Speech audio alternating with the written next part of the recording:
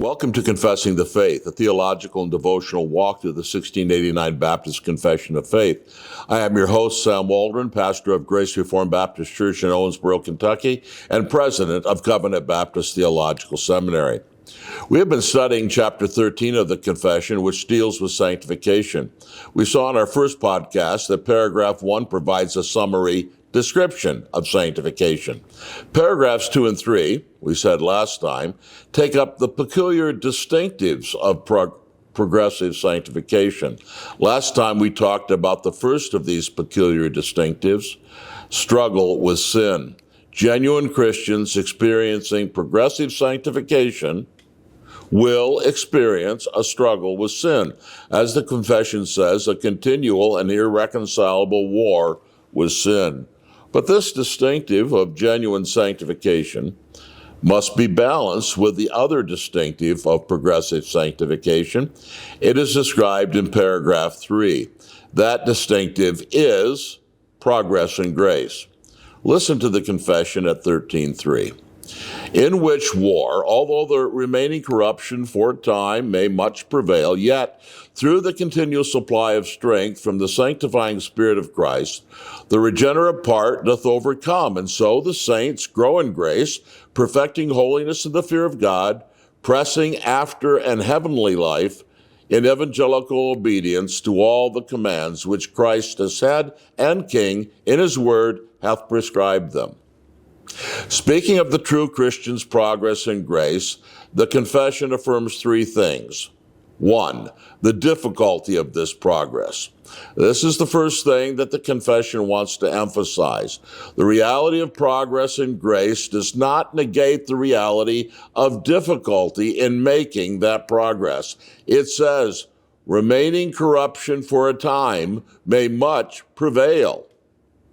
It will not be easy, and progress will not come without a battle with remaining corruption, which may for a time seem to be winning. The Christian should not be discouraged by defeats in the battle against sin. He should not lay down his weapons in surrender. Initial defeat does not mean that ultimate failure is going to happen. The confession next speaks, too, of the certainty of this progress. Speaking of the assurance of progress in grace, the confession affirms, yet through the continual supply of strength from the sanctifying Spirit of Christ, the regenerate part doth overcome. And so the saints grow in grace. Two Christians will grow in grace. Utter failure to grow in grace over a long period of time is a warning sign that something is wrong in the foundation of the professed Christian life. Genuine Christians may have hope also that their war against sin will see victory, which though imperfect in this life, will yet be real victory.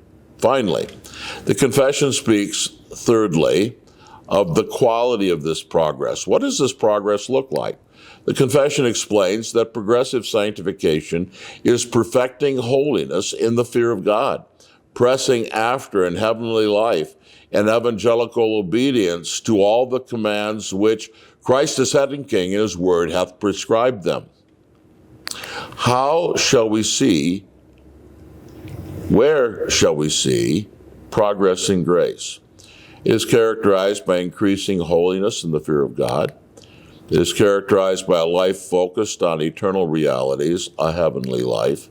It is characterized by obedience, simple obedience, called evangelical obedience to all the commands which Christ as head and king in his word hath prescribed them.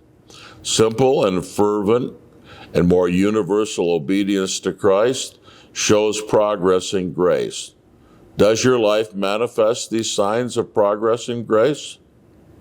This is the great question that this confronts us with.